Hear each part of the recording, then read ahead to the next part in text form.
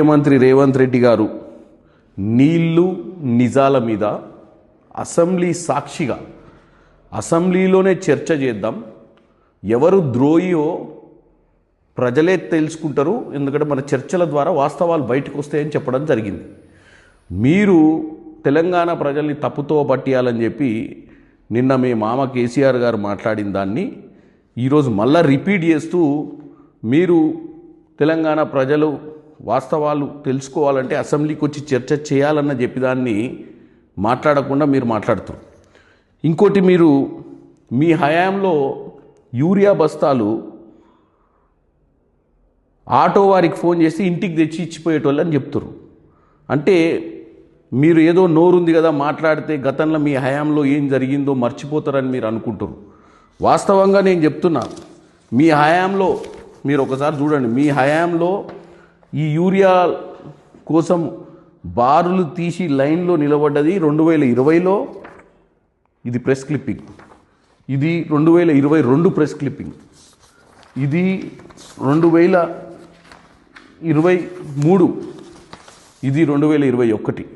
ఈ press clippings అన్నీ కూడా ఈరోజు ఎందుకు చూపించాల్సి వస్తుందంటే, మీరు తెలంగాణ ప్రజలను మీ హయాంలో ఏం జరిగిందో మర్చిపోయారు, ఇప్పుడు ఏం మాట్లాడినా చెల్తుంది అని చెప్పి మీరు మాట్లాడినట్టుగా ఉంది తప్ప మీ హయాంలో ఏ రోజు కూడా మీరు సక్రమైన పాలనను అందియలేదు.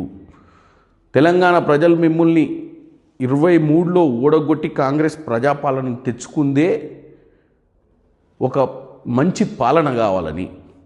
ఇప్పుడు 2 ఏళ్ళు కాకముందే మీరు ఓర్వలేక రోజు తప్పుడు ప్రచారం చేస్తుర్రు. మీరు పాలమూరు రంగారెడ్డి ప్రాజెక్టుల మీద కానీ దక్షిణ తెలంగాణకు సంబంధించిన ప్రాజెక్టులలో కానీ గతంలో ఎన్నోసార్లు చర్చ చేసినప్పుడు కూడా తప్పుదో పట్టినిక చూసిర్రు.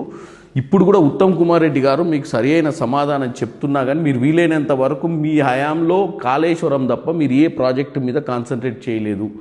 మీరు ఆ రోజులలో కనుక దక్షిణ తెలంగాణ పాలమూరు రంగారెడ్డి దగ్గర ఉన్నటువంటి ప్రాజెక్టులను కనుక మీరు కాన్సన్ట్రేట్ చేసి ఉంటే 1,00,000 చిల్లర కోట్లు పెట్టి మీరు కాళేశ్వరం బదులు కొన్ని వేల కోట్లు, 5,000 నుంచి 10,000 కోట్లు ఖర్చు పెట్టుంటే వేరే ప్రాజెక్టుల మీద లక్షల కొద్ది ఎకరాల నీళ్లు పారేది.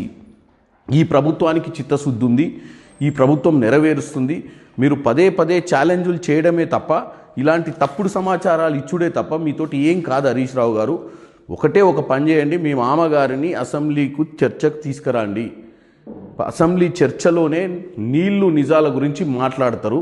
తెలంగాణ ప్రజల ముందు ముఖ్యమంత్రి మీ యొక్క అపోజిషన్ పార్టీ లీడర్గా ఉన్నటువంటి కేసీఆర్ గారు ఇద్దరు చర్చ చేసుకుంటే తెలంగాణ ప్రజల ముందు తేట తెల్లమైందని తెలియజేస్తున్నాను.